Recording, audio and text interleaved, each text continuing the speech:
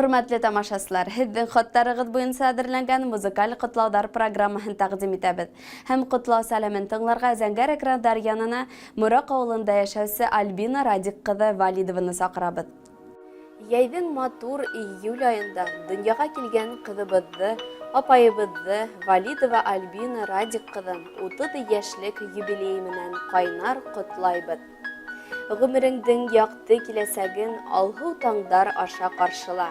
Юлдарыңда булһын гел шатлыҡтар, бәхет көтөп торһон ҡаршыңда. Ҙур уңыштар юлдаш булһын, көндәреңде шатлык биҙәһен. Сәләмәтлек ярты бәхет тиҙәр, ошо бәхет ситләп үтмәһен. Тыуған көнөң менән ҡайнар ҡотлап, әсәйең Эльвира, атайың Радик, туғаның Айнур, һылыуың Алһыу һәм Динислам менән Аделия.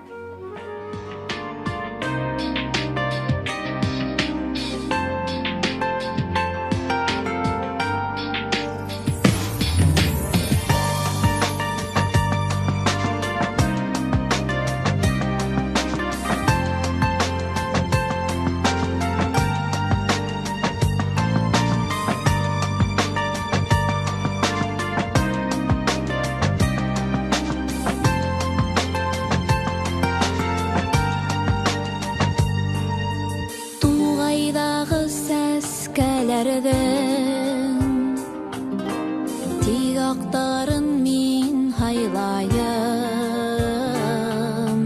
сөнки улар күңелеңдә сағылышы бит апайым. Ак сәскәләр, төҫтәренә сафлык йыйған.